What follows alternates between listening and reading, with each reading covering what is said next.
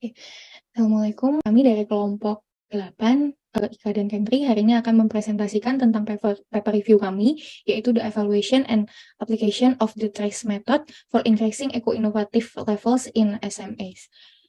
Table of contents kami ada beberapa topik yang akan dibahas, mulai dari introduction, material and methods, case study, discussion, conclusion, dan evaluation. Untuk introduction, secara garis besar, inovasi itu secara luas merupakan kunci penting dari sebuah perusahaan dalam bersaing di pasar. Inovasi ini sendiri dulu merupakan tolak ukur keberhasilan, tapi hanya diukur dari segi ekonomi saja. Namun mulai pada tahun 2000, perusahaan mulai mengukur keberhasilan inovasi itu dari sisi non-ekonominya, yaitu dampak terhadap lingkungan. Tiga kriteria pengukuran keberhasilan inovasi pada sisi dampak terhadap lingkungan itu, yaitu yang pertama, potensi meminimalkan beban lingkungan, yang kedua, tingkat kebaharuan, dan yang ketiga, signifikansi lingkungan. Nah, pada paper ini, badan selanjutnya itu adalah introduction pada TRACE method. Nah, TRACE method ini diperkenalkan pada abad 20, digunakan sebagai metode penyelesaian masalah makro. TRACE ini merupakan teori yang dikembangkan oleh Althusser pada tahun 1946. Fungsi utama dari TRACE method ini adalah mengarahkan pada penemuan prinsip yang merupakan fondasi inovasi dan mengarah pada kemajuan teknologi. Manfaat dari TRACE ini yaitu untuk menyelesaikan permasalahan yang tidak umum, memprediksi produk dan teknologi baru, metode kreativitas dan inovasi yang paling komprehensif dan sistematik. Kemudian pada tahun 1990, metode TRACE telah diaplikasikan pada banyak perusahaan multinasional seperti Samsung, Hitachi, Siemens, dan 3M. UMKM di Amerika dan Eropa juga melaporkan terdapat keuntungan yang signifikan melalui penerapan TRACE ini. Kesadaran akan inovasi dan kreativitas dianggap sebagai kunci utama kesuksesan sebuah perusahaan, sehingga pemerintah Hong Kong mendanai 8 perusahaan lokal selama 15 bulan, di mana terdiri dari 5-8 insinyur di masing-masing perusahaan tersebut dan desainer untuk penerapan TRACE ini. Selanjutnya akan dilanjutkan oleh Kendri. Baik, selanjutnya terkait dengan material dan metode, ada 2 poin yang akan kami jelaskan. Yang pertama terkait dengan Sustainability Oriented Innovation atau SOI, dan yang kedua terkait dengan TRACE Method of Innovation and Creativity in Support of Sustainability. Dalam SOI sendiri ada 2 poin di dalamnya, kami akan meng-highlight terkait dengan konsep, dan yang kedua adalah terkait penerapan SOI pada SME atau UKM. Lalu untuk TRACE Method terdapat 4 poin di dalamnya. Yang pertama terkait dengan TRACE Law of Evolution and Eco-Design, lalu yang kedua other area where TRACE support sustainability, ketiga the need for using the TRACE method in SMA, dan yang terakhir adalah implementing the TRACE method in SMA. Untuk detailnya boleh dilanjut Mbak Ika. Baik, untuk yang pertama terkait dengan SOI atau Sustainability Oriented Innovation, pada poin 1 ini kita akan membahas terkait dengan Sustainability Oriented Innovation konsep atau konsep inovasi berkelanjutan. Pada dasarnya kita tahu bahwa SOI merupakan konsep penting dalam mengelola inovasi dengan memperhitungkan beberapa aspek termasuk ekonomi, ekologi, dan sosial. Penerapan SOI sendiri dapat mendukung perusahaan untuk menjalankan regulasi lingkungan dan menciptakan keunggulan kompetitif melalui produksi yang lebih efektif. Lalu, SOI dari hal ini penting untuk perspektif moral dan bisnis karena adanya tantangan yang dihadapi oleh keberlanjutan atau sustainability ini akan menawarkan potensi untuk inovasi dan menawarkan peluang untuk bisnis.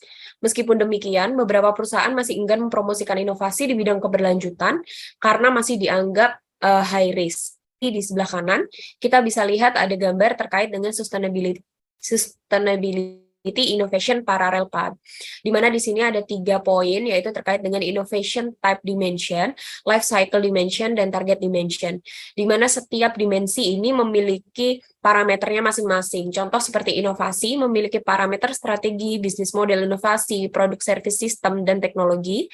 Pada Life Cycle Dimension ada manufaktur, use and reuse, dan end of life. Pada target dimension terdapat 3 hal, ekonomi effect, social effect, dan environmental effect. Selanjutnya, Mbak.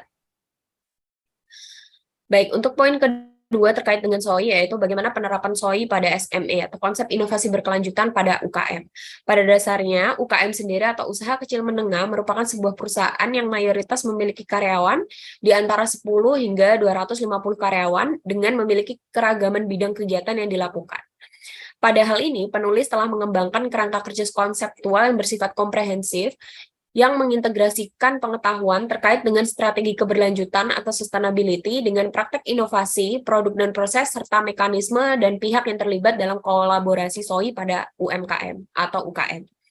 UKM yang menghasilkan radical innovation tentunya sangat membutuhkan adanya kolaborasi dengan pusat penelitian atau universitas. Sedangkan pada penelitian ini, kita akan fokus pada inovasi yang diteliti merupakan UKM yang pada umumnya melakukan inovasi yang bersifat incremental innovation. Selanjutnya, Mbak. Baik, kita ke poin kedua, yaitu terkait dengan metode dan material pada metode TRIS. Di sini, TRIS Method of Innovation memiliki poin pertama, yaitu TRIS Law of Evolution and Eco-Design, atau hukum evolusi TRIS dan desain ramah lingkungan.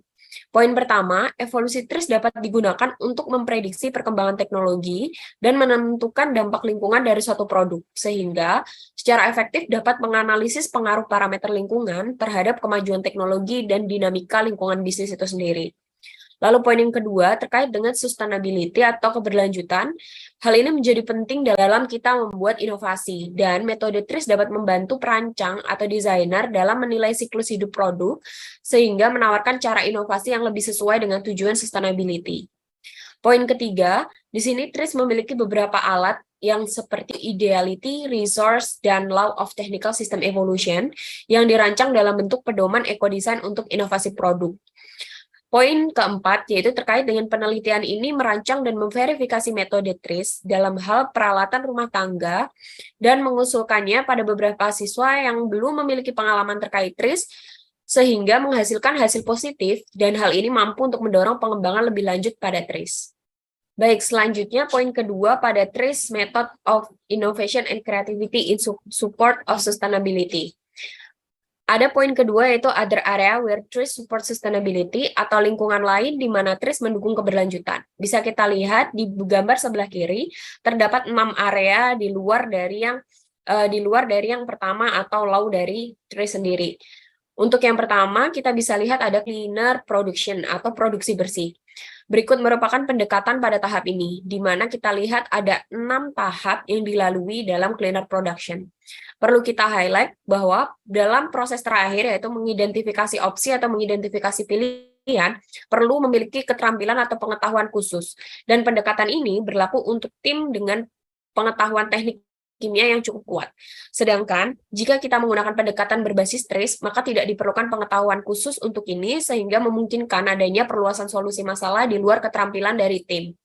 Pendekatan TRIS ini lebih mudah karena dimulai dengan analisis yang konkret, mengarah pada pencarian efek fisik dan kimia yang meningkatkan pengetahuan dan solusi, serta pengisian pengetahuan atau ensiklopedis khusus. Selanjutnya, Mbak. Baik, untuk poin kedua terkait dengan area yang TRIS support, yaitu terkait forecasting of eco-product design, atau peramalan desain produk yang ramah lingkungan. Dalam pengembangan eco-produk tentu membutuhkan pendekatan yang mengintegrasikan metode desain inovatif, pengalaman pengguna, dan penilaian dari siklus hidup yang baik. Di mana pendekatan inovatif sendiri itu dapat dikembangkan dengan menggunakan pola evolusi dari TRIS. Model evolusi TRIS dapat memenuhi syarat untuk peran ini karena yang pertama, TRIS merupakan cara efektif untuk meramalkan tren dan perkembangan masa depan. Lalu yang kedua, TRIS memiliki desain ramah lingkungan yang inovatif, dirancang dengan menggabungkan evolusi lingkungan dan memperhatikan hukum idealitas untuk menciptakan produk atau proses yang inovatif serta ramah lingkungan. Ketiga, gagasan evolusi biologis diintegrasikan dengan model evolusi TRIS, serta adanya prinsip inventif untuk mengembangkan dan memprediksi produk ekologi di masa depan. Studi kasus yang digunakan peneliti dalam jurnal ini juga mengungkapkan bahwa penggunaan model evolusi TRIS merupakan cara yang layak untuk mengidentifikasi desain produk ramah lingkungan yang baru. Selanjutnya, Mbak. Lalu poin yang ketiga terkait area yang disupport oleh TRIS adalah resolving conflict between product functionality and environmental impact, atau menyelesaikan konflik fungsionalitas produk dan dampak pada lingkungan. Dalam pengembangan produk, seringkali kita menemui konflik, baik dalam peningkatan fungsionalitas produk ataupun kita berusaha untuk mengurangi dampak dari lingkungan. Lalu metodologi desain yang berfokus pada aspek lingkungan saja, seperti salah satunya ada DFE atau the Design for Environmental, ternyata tidak cukup efektif karena mengabaikan aspek penting seperti fungsionalitas dari produk. Lalu, hal ini terus hadir dengan menjadi solusi yang lebih tepat karena menggunakan analogi untuk merancang produk inovatif yang memperhitungkan fungsionalitas dan dampak lingkungan secara bersamaan. Metode desain konseptual dari TRIS ini dapat membantu dalam memecahkan kontradiksi antara fungsionalitas dan perlindungan untuk lingkungan. Bahkan, dengan sedikit informasi tentang desain produk, TRIS masih dapat digunakan. Oleh karena itu, TRIS dapat menjadi alat yang efektif dalam pengembangan produk yang ramah lingkungan dan inovatif. Selanjutnya, Mbak. Poin yang keempat, yaitu area yang disupport oleh TRIS, yaitu adalah risk management atau manajemen risiko. Dalam pengelolaan risiko, dalam pengembangan produk, hal ini sangat penting untuk mencegah kegagalan, baik di awal proyek ataupun dalam hal yang terkait dengan biaya. Namun, hingga saat ini banyak perusahaan yang enggan mengadopsi instrumen manajemen risiko, terutama pada proses desain atau proses awal. Oleh karena itu, pada penelitian ini atau jurnal ini, ada proses yaitu membangun model manajemen risiko yang jauh lebih baik dalam mendesain dan mengadopsi instrumen dari TRIS. Metode ini pada umumnya memberikan definisi yang jelas tentang peristiwa dan kegagalan yang mungkin saja terjadi dalam sistem, dan tidak memerlukan keahlian tingkat tinggi dalam penggunaan metode TRIS ini. Penggunaan ini diharapkan dapat meningkatkan kemampuan mengantisipasi masalah dan solusi teknis, serta mengurangi adanya hal-hal yang tidak diinginkan pada tahap desain maupun produksi. Selanjutnya, Mbak. Poin yang kelima pada area yang disupport oleh TRIS yaitu Eco-Innovation in SME atau inovasi ramah lingkungan di UMKM. Pada dasarnya terdapat metode eco-design lain seperti LCT dan LCA yang ternyata setelah dikaji hal ini masih terlalu kompleks dan memerlukan ahli di bidangnya sehingga kurang diminati oleh UMKM atau usaha kecil menengah. Oleh karena itu, diperlukan adanya metode yang lebih sederhana dan efisien namun dapat memberikan hasil yang serupa. Metodologi baru yang menggunakan pendekatan LCA yang disederhanakan dan TRIS telah diuji melalui proyek yang bernama Remake Eropa, dan dari hal ini terbukti bahwa TRIS memang merupakan metode yang efektif dan efisien, terutama dalam menerapkan praktek desain produk atau inovasi ramah lingkungan pada UKM. Dengan adanya pendekatan ini, UKM dapat menerapkan praktek desain ramah lingkungan dengan jauh lebih mudah dan efisien. Selanjutnya, Mbak. Baik, pada poin terakhir yaitu poin 6 seharusnya judulnya Eko-Inovatif. Di sini TRIS berperan sebagai alat yang dapat membantu dalam eko-inovasi, khususnya memperluas penerapan TRIS dalam produk ramah lingkungan. Boleh dilanjut, Mbak? Poin selanjutnya terkait dengan kebutuhan penggunaan metode TRIS pada UKM atau the need for using the TRIS method in SME sebagai berikut. Yang pertama, kebutuhan lingkungan bisnis terhadap keberlanjutan dan inovasi mendorong perusahaan untuk terus menerapkan berbagai aktivitas yang kiranya dapat menyesuaikan diri dengan evolusi yang terjadi di lingkungan bisnis. Meskipun kita tahu bahwa R&D atau Research and Development telah lama dianggap sebagai faktor penting dalam kapasitas inovasi, beberapa studi empiris menunjukkan bahwa adanya sejumlah perusahaan yang tidak berinvestasi dalam departemen R&D mereka sendiri. Lalu, inovasi yang hanya didasarkan pada pengetahuan dan kemampuan internal perusahaan ini kadang sulit dilakukan, terutama pada perusahaan UKM atau usaha kecil menengah. Oleh karena itu, inovasi terbuka dan metode inovasi sistematik seperti TRIS menjadi solusi yang cukup menghemat biaya dan waktu dalam menerapkan solusi teknologi baru. Inovasi harus menjadi kegiatan yang sistematis dan berkesinambungan, yang menggunakan teknik kreatif dan metode inovasi yang efisien. Salah satunya yaitu TRIS. Selanjutnya, Mbak. Baik, ini adalah poin terakhir dalam TRIS Method of Innovation, yaitu terkait dengan implementing the TRIS Method in SME, yaitu penerapan metode TRIS di UKM. Perlu kita ketahui bahwa sebelum UKM itu menerapkan metode TRIS, sebelumnya, Mbak, penting untuk menentukan promotor inovasi yang akan terlibat dalam proyek. Pembagian kerja yang tepat juga merupakan faktor penting dalam kesuksesan inovasi proses di perusahaan. Di sini kita tahu terdapat 4 jenis promotor yang berbeda yang dapat mempromosikan inovasi di perusahaan besar, yaitu ada penggerak strategis, promotor pengambilan keputusan, promotor teknologi, bahkan promotor proses. Bisa kita lihat di sebelah kanan, kita lihat ada bagian the promoter quadruple. Di sini kita lihat bahwa terdapat jenjang tersendiri terkait beberapa promotor. Di tingkat paling atas kita lihat ada strategi promotor yang biasanya di sini dibahas atau orang-orang yang memiliki visi, objektif, dan pengetahuan tentang manajerial. Lalu yang kedua, promotor pengambil keputusan di sini terkait dengan pimpinan langsung terhadap proyek pengembangan atau inovasi, biasanya terkait dengan sponsor, inovator, promotor, melalui jabatan, atau ya tadi yang seperti dibilang, orang-orang yang langsung terlibat dalam proyek seperti manajer proyek.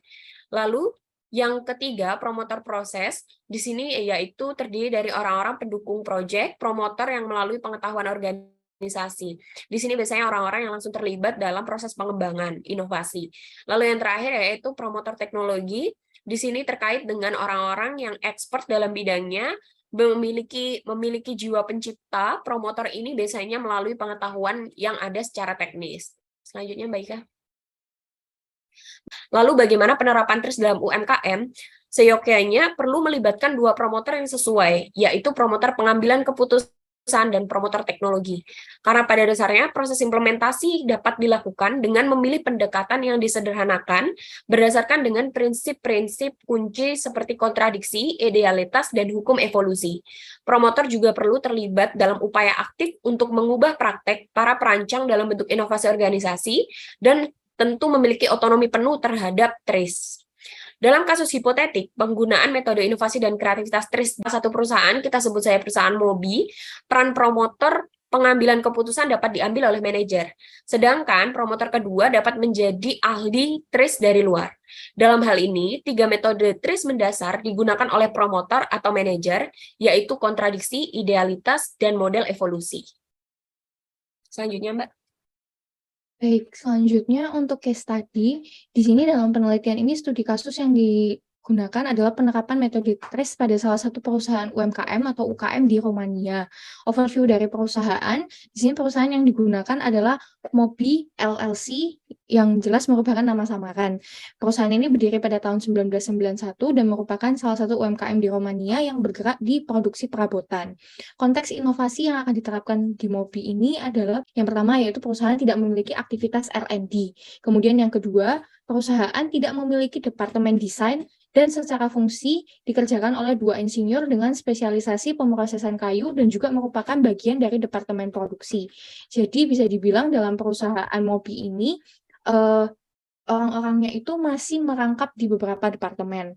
Nah, permasalahan yang ditemukan dalam perusahaan ini yaitu yang pertama, karena melakukan penjualan online, jumlah pergerakan penanganan produk itu meningkat. Jika perlindungan tingkat pengemasan meningkat, jumlah komplain kerusakan produk berkurang, tetapi biaya itu meningkat. Yang kedua, jika jumlah elemen terbuat dari kayu solid dikurangi, biaya bisa berkurang, tetapi resistensi mekanik furnitur itu dapat berkurang. Kemudian arahan inovatif utama dari perusahaan yang dianalisis yaitu bisa dilihat di sini terdiri dari produk, proses inovasi, inovasi pemasaran, kemudian inovasi organisasi. Nah, untuk produk, inovasi yang diterapkan ada 2. Yang pertama yaitu mengubah komponen material dan komponen lain yang dapat meningkatkan performa dan produksi. Kemudian yang kedua, menambahkan fungsi dan karakteristik baru pada barang yang sudah ada atau yang sudah existing. Kemudian inovasi yang kedua yaitu pada proses produksi. Yang pertama yaitu peralatan yang lebih baru dan lebih canggih yang dapat mensupport proses produksi.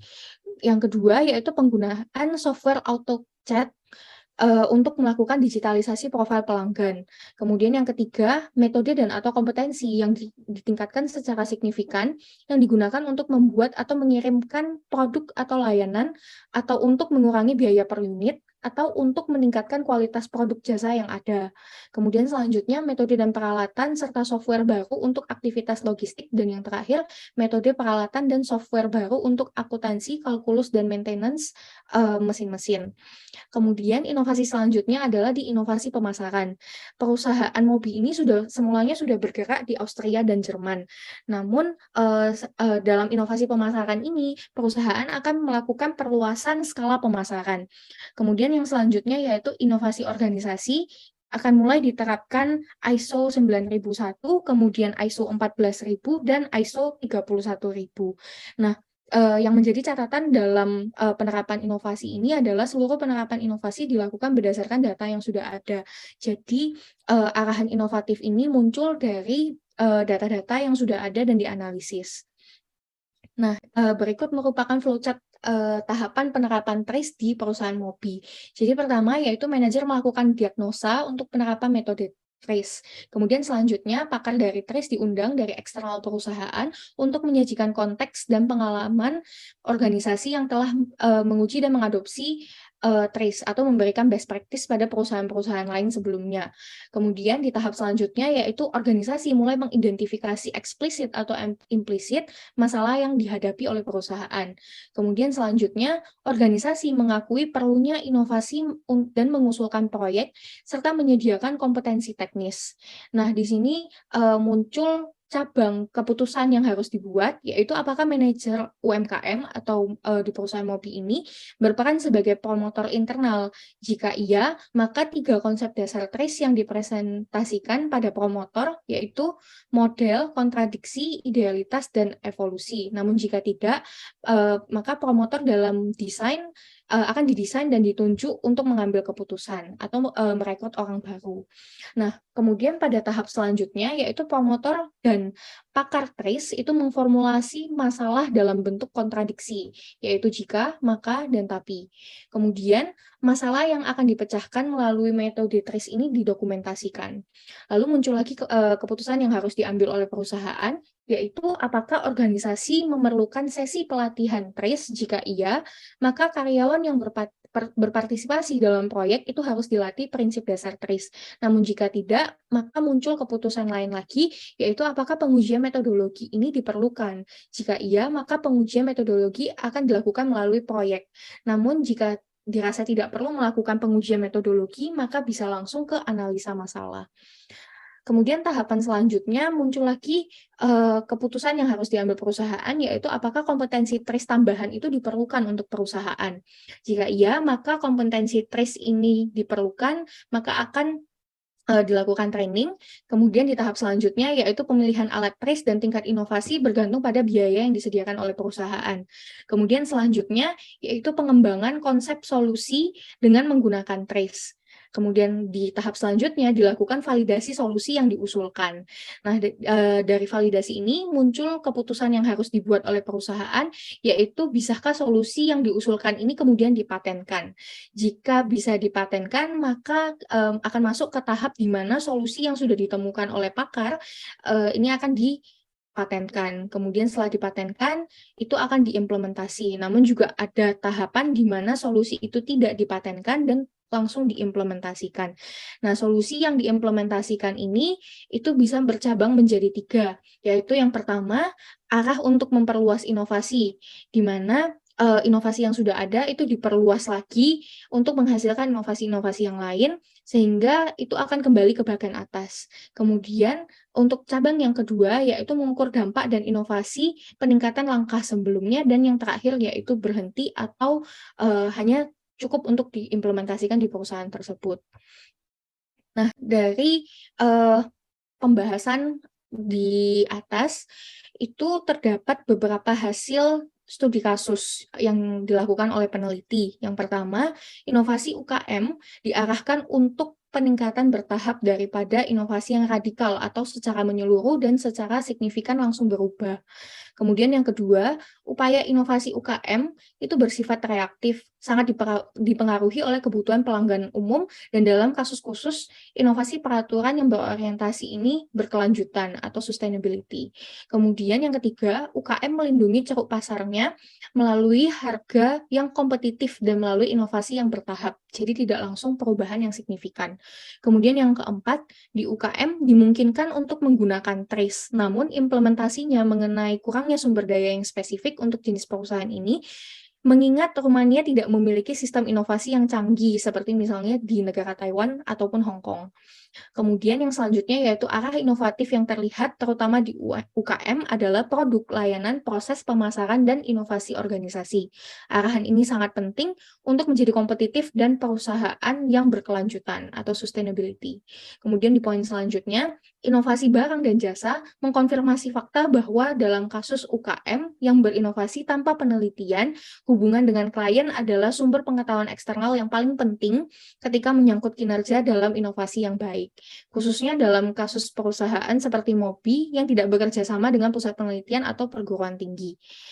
Kemudian yang terakhir yaitu 4 kali lipat promotor yang diusulkan untuk perusahaan besar dianggap penting sebagai pilar yang penting dalam mencapai tujuan organisasi melalui penyertaan promotor atau penggerak strategis dalam proses implementasi. Kemudian untuk kesimpulan atau conclusion, terdapat beberapa poin, yaitu yang pertama, selama 7 tahun terakhir dalam percobaan penerapan alat TRIS atau metode TRIS ini, sebagai inovasi yang berorientasi pada keberlanjutan, hasil positif yang diperoleh mendorong penelitian lebih lanjut.